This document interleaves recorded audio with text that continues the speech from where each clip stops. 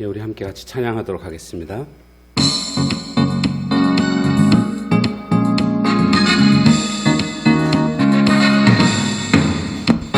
주님 한 분만으로 나는 만족해. 나의 모든 것 대신 주님 찬양해. 나의 영원한 생명 대신 예수님 목소리 높여 찬양해. 주님의 크신 사랑 찬양해. 나의 힘과 능력이 되신 주 나의 모든 삶 변화되었네. 크신 주의 사랑 찬양해. 주님 한 분만으로 나는 만족해. 나의 모든 것 대신 주님 찬양해. 나의 영원한 생명 되신 예수님 목소리 높여 찬양해. 주님의 크신 사랑 찬양해. 나의 힘과 능력이 되신 주 나의 모든 삶 변화되었네. 크신 주의 사랑 찬양해.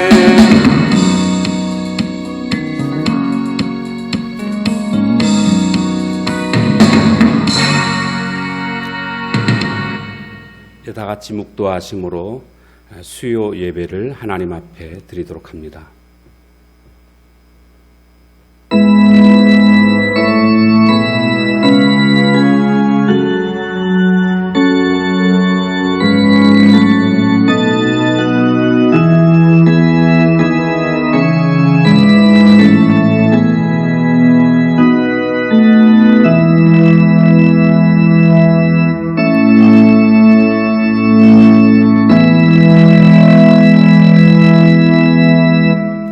여호와께서 집을 세우지 아니하시면 세우는 자의 수고가 헛되며 여호와께서 성을 지키지 아니하시면 파수꾼의 깨어있음이 헛되도다. 아멘. 주님 그렇습니다.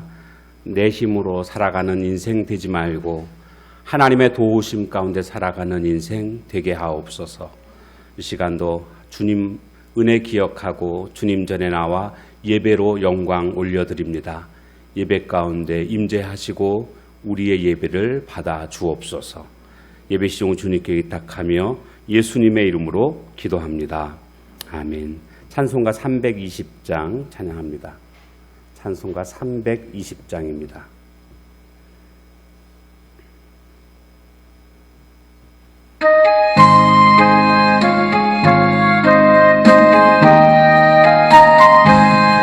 나의 죄를 정케 하사 주의 일꾼 삼으신 구세주의 넓은 사랑 항상 찬송합니다. 나를 일꾼 삼으신 주 크신 능력 주시고 언제든지 주 뜻대로 사용하여 주소서. 내게 부어주시려고 은혜 예비하신 주 주의 은혜 채워주사 능력 있게 하소서. 나를 일꾼 삼으신 주 크신 능력 주시고 언제든지 주 뜻대로 사용하여 주소서. 죄의 짐을 풀어주신 주의 능력 크도다. 나를 피로 사신 예수 내 맘속에 오소서. 나를 일꾼 삼으신 주 크신 능력 주시고 언제든지 주 뜻대로 사용하여 주소서.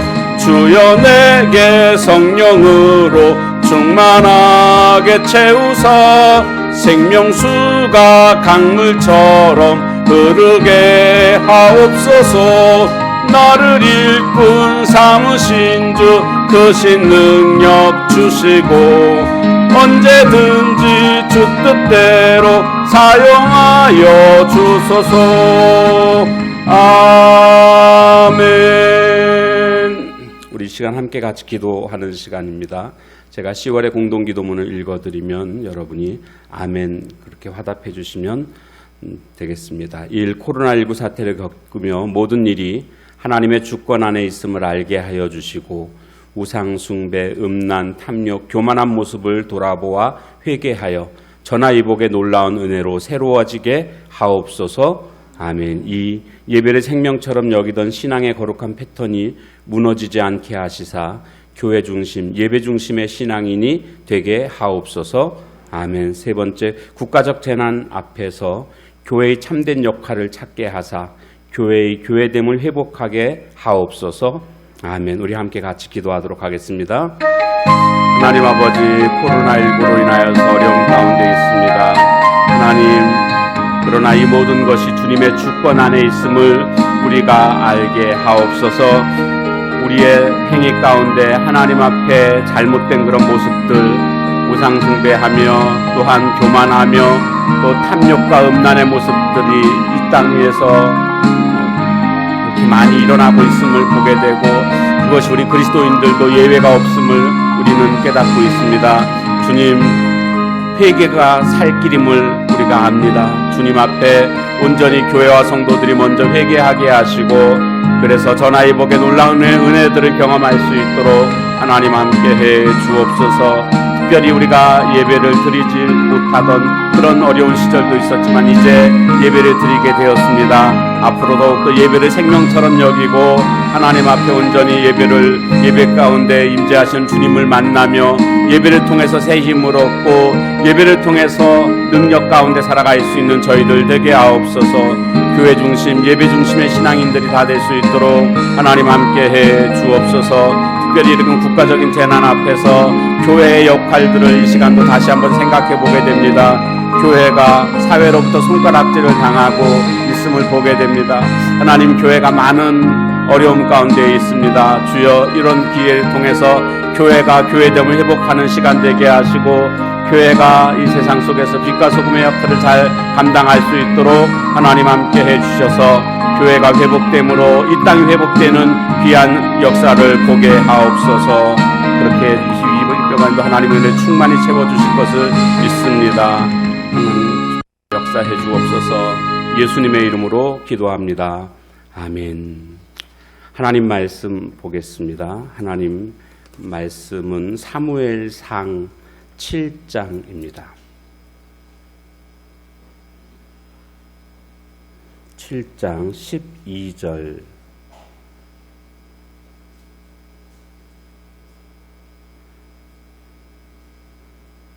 12절부터 14절까지입니다.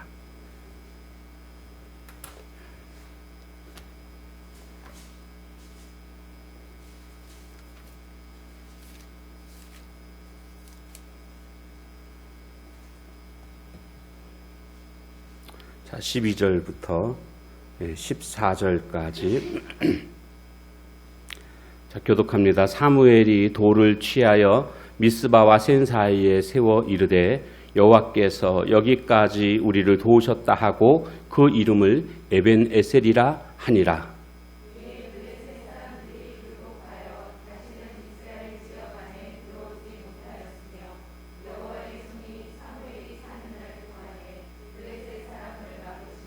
같이 읽겠습니다. 블레셋 사람들이 이스라엘에게서 빼앗았던 성읍이 에그론부터 가드까지 이스라엘에게 회복되니 이스라엘이 그 사방 지역을 블레셋 사람들의 손에서 도로 찾았고 또 이스라엘과 아모리 사람 사이에 평화가 있었더라. 아멘.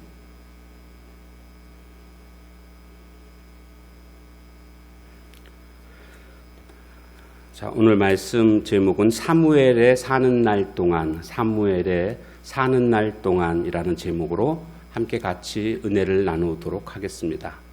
요셉이 형들에 의해서 팔리게 됐을 때 보디발 장군의 집에 그 종으로 들어가게 됩니다. 요셉은 종살이였지만 보디발 장군의 입장에서는 요셉이 그 집에 들어옴으로 말미암아 그 집에 복이 임하는 것을 경험하게 됩니다. 한마디로 요셉은 보디발 장군의 집에서 복덩이 역할을 하고 있음을 볼 수가 있습니다.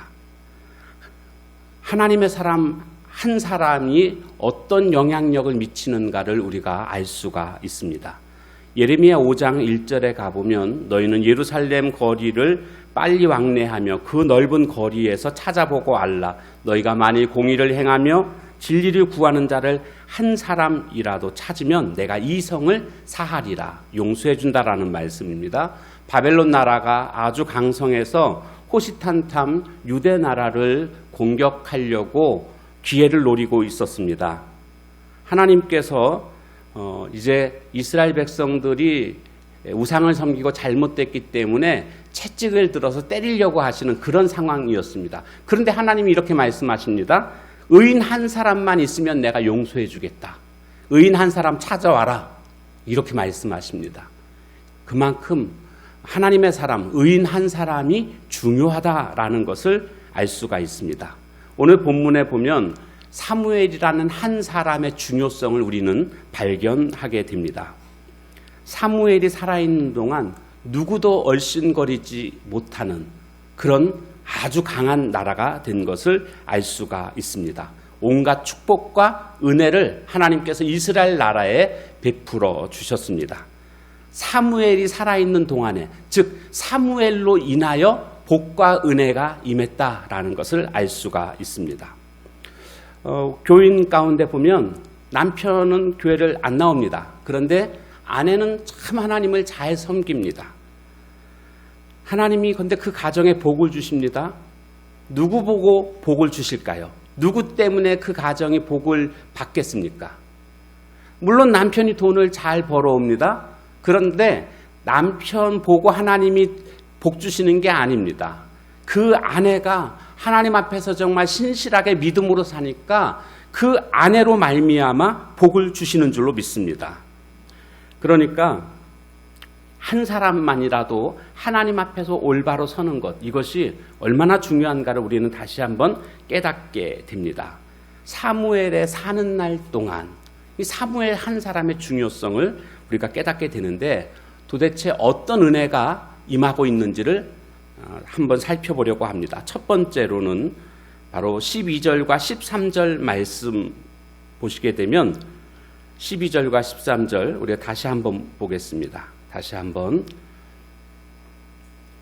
자, 시작. 사무엘이 돌을 취하여 미스바와 센 사이에 세워 이르되 여호와께서 여기까지 우리를 도우셨다 하고 그 이름을 에베네셀이라 하니라. 이에 블레셋 사람들이 굴복하여 다시는 이스라엘 지역 안에 들어오지 못하였으며 여호와의 손이 사무엘이 사는 날 동안에 블레셋 사람을 막으심에. 자, 이런 말씀이 나옵니다. 여기 보면 이 어떤 상황입니까?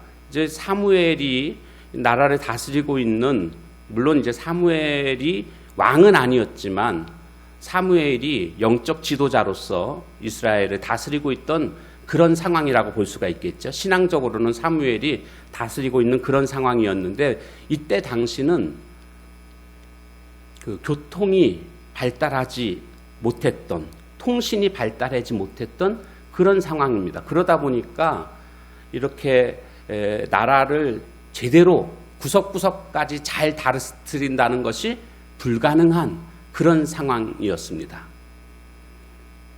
그러다 보니까 어떤 문제가 생기냐 하면 이스라엘 백성들이 틈만 나면 우상을 숭배하는 모습이 있지 않았습니까? 역시나 마찬가지였습니다. 역시나 그들이 또 하나님의 말씀대로 살지 못하고 우상을 섬기는 일들이 구석구석에서 일어나고 있었습니다.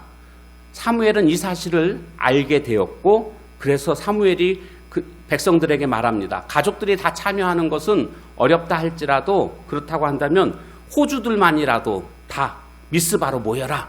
이렇게 명령을 합니다. 그래서 미스바에 모이게 되죠. 거기에서 신앙 부흥 운동을 일으키는 모습을 볼 수가 있습니다. 우리가 보통 미스바 성회 이런 말들을 아마 들어보셨을 겁니다.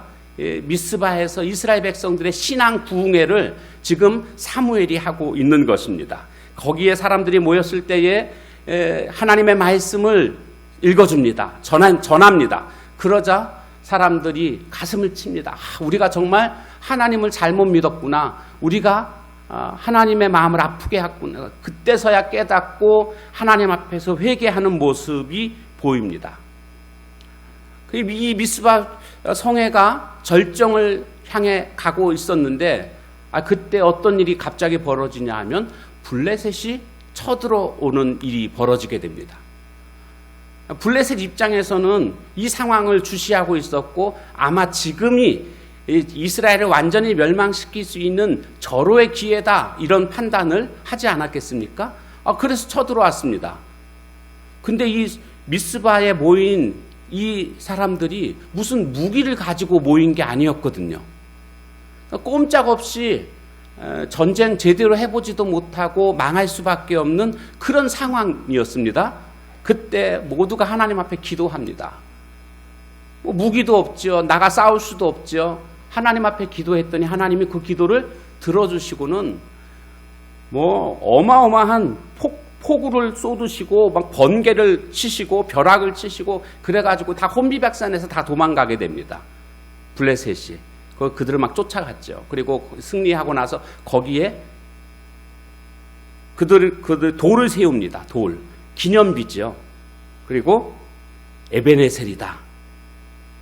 여기 오늘 12절 말씀에 뭐라고 되어 있습니까? 미스바와 센 사이에 돌을 세웁니다. 그리고 여호와께서 여기까지 우리를 도우셨다. 그 이름이 뭐라고요? 에베네셀. 여기까지 도우셨다. 여기까지 도우셨다.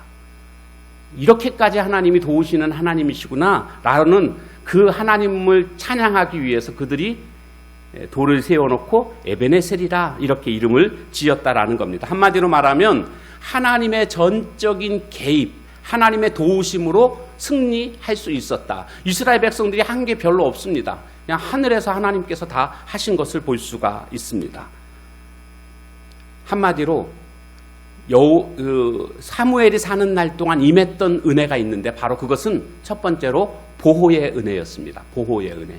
이스라엘을 보호하십니다. 그냥 한 번만 보호하신 게 아니고요. 오늘 말씀해 보면 그들이 그 한 번의 경험으로 말미암아 어떤 일이 벌어졌냐면 굴복하고 다시는 이스라엘 진영 안에 들어오지 못했다. 다시는 들어오지 못했다. 그냥 되게 당한 겁니다. 하나님의 역사라는 것을 그들은 다 완전히 깨달을 수 있었고 도무지 이스라엘을 공격할 엄두도 못 냈다라는 그런 내용입니다. 그러니까 사무엘이 사는 날 동안 다시는 쳐들어오지 못했다. 이렇게 성경은 우리에게 알려주고 있습니다. 오늘 우리들의 가정에도 하나님의 도우심을 받기를 원한다면 우리가 사무엘처럼 살아가야 될 줄로 믿습니다. 사무엘이 사는 날 동안 이스라엘을 보호해 주신 것처럼 오늘 내가 살아가는 날 동안 하나님께서 우리 가정을 지켜주시는, 보호해 주시는 그런 은혜가 임하기를 주님의 이름으로 축복합니다. 아람이라는 나라가 이스라엘을 공격하게 됩니다. 그런데 공격할 때마다 길목을 이스라엘 군사들이 지키고 있다가 공격을 하는 바람에 전쟁만 했다 하면 아람이 패하는 겁니다. 아람이 자기네가 훨씬 군대가 세거든요. 세니까 쳐들어가는 것 아닙니까? 근데 쳐들어갈 때마다 작전을 다 알고 있는 것처럼 길목을 지키고 있는 겁니다. 그래서 왕이 신하들을 모아놓고 야, 도대체 이게 어떻게 된 거냐? 우리 안에 혹시 첩자가 있는 거 아니냐? 이렇게 하니까 얘기를 합니다. 아닙니다. 첩자가 있는 게 아니라 저 이스라엘에는요, 도단이라는 성에 엘리사 선지자가 있는데 그 선지자가요, 왕이 침실에서 왕후하고 나누는 이야기까지도 다 듣고 있습니다. 그 엘리사 선지자가 우리가 쳐들어가게 되면 왕한테 그 사실을 알려주고 그래서 길목을 지키고 있기 때문에 우리가 도무지 당해낼 수가 없는 것입니다. 이렇게 이야기를 하게 됩니다. 그것이 이제 열왕기하 6장에 가보면 그 내용이 기록되어져 있는 것을 볼 수가 있습니다.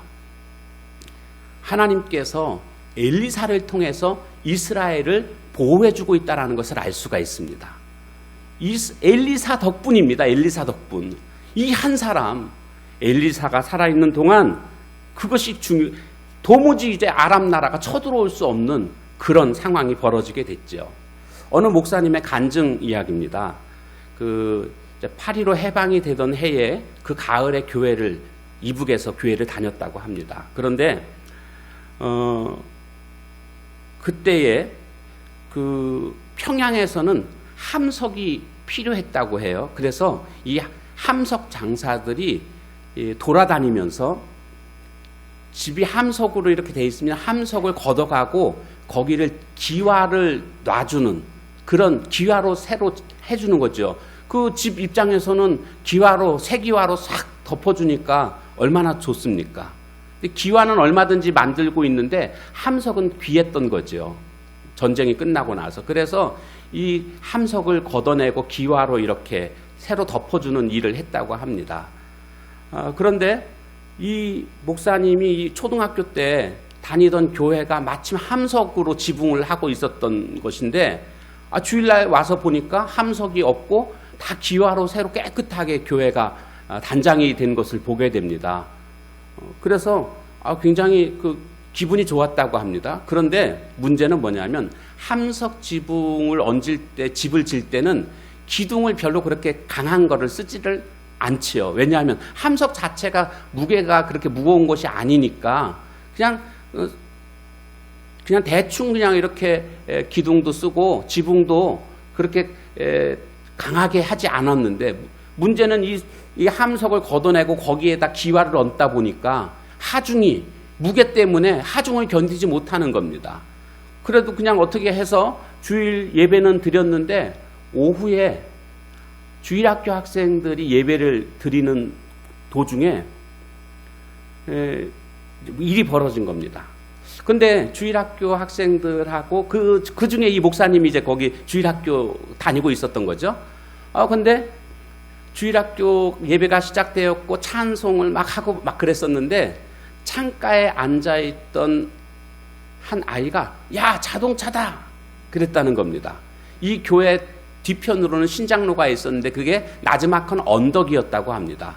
근데 이 언덕으로 자동차가 지나가다가 거기를 넘어서지 못하고 서게 된 겁니다. 이때 당시에는 자동차가 굉장히 귀한 것이기 때문에 자동차가 주차라도 돼 있으면 아이들이 가서 자동차를 만지고 신기해하고 자동차가 가게 되면 자동차를 끝까지 막 따라가서 쫓아가고 막 그랬던 시대였다라는 거죠. 그 자동차는 목탄차였다고 합니다. 그래서 간혹 우리가 영상을 통해서 봐도 그 목탄차 보셨죠? 이만한 조개탄 같은 거를 갖다가 삽질로 막 이렇게 계속 풀면 집어넣으면은 그 화력으로 인해서 그 차가 움직이는 거죠. 못 보신 것처럼 이렇게 다들 표정을 하고 계세요. 전 열심히 설명하고 있는데 모르는 척하고. 아니 그거 우리가 직접은 못 봤어도 영상 같은 거 보면 나오잖아요. 목탄차. 근데 이 목탄차가 언덕을 못 올라가고 쓴 겁니다. 근데 이 창가에 앉아있던 아이가 그걸 보고 자동차다 그러니까 애들이 예배드리다 말고 다 그냥 뛰쳐나간 겁니다. 예배는 조금 이따 또 드려도 되지만 자동차는 지나가면 못 보잖아요. 그래서 애들이 다 뛰어나가가지고 막 근데 이 자동차가 시동이 꺼지면요 그 시동을 걸어야 되는데 운전수가 있고 조수가 항상 있었거든요. 운전수는 그냥 악셀레타를 막 밟고 조수는요 이렇게 그거 경운기 같은 거 할 때 하는 거 있어요. 리을자로 된 거 있어요. 리을자로 된 거. 그거 이렇게 딱 집어넣고는 막 돌리는데요. 그게 또 쉽게 또 걸리지가 않거든요. 막 몇 번 꺼지고 막 그러던 중에 이 아이들이 나와가지고 그걸 막 구경하고 있는데 선생님들도 그 아이들이 다 나가니까 선생님들만 그 안에 있으면 뭐합니까? 근데 선생님들도 애들 붙잡으려고 막 뛰쳐나온 거죠. 딱 나와서 막 차 구경하고 있는데 그때 교회 지붕이 내려앉아가지고 폭삭 주저앉은 겁니다. 만약 그때 거기 있었으면 다 죽었습니다. 선생님들이 얘들아 나가라 그런다고 애들이 나가겠습니까? 그냥 자동차 한 대가 오니까 애들이 그냥 그거 보려고 다 나온 거거든요. 그러면서 그 목사님이 그 말씀하시는 거예요. 참 하나님은 자동차를 또 부르셔가지고 목숨을 살려주셨다고. 그래가지고 그 목사님 되신 거 아닙니까? 뭐 누구라고 말씀드리면 금방 알 수 있을 만큼 굉장히 목회를 잘하신 그런 교회 목사님이 되셨고 지금은 은퇴하셨습니다. 굉장히 귀한 분이십니다. 한국교회에 아주 탁월한 그런 모범을 보이신 그런 목사님이십니다. 하나님은 그때나 지금이나 특별한 방법들로 하여금 우리를 지키시고 보호해 주시는 하나님이신 줄로 믿습니다. 두 번째로 사무엘에 사는 날 동안 어떤 은혜가 임했는가 보니까 14절 상반절에 보니까 14절 블레셋 사람들이 이스라엘에게서 빼앗았던 성읍이 에그론부터 가드까지 이스라엘에게 회복되니 이스라엘이 그 사방 지역을 블레셋 사람들의 손에서 도로 찾았고 이렇게 되어 있습니다.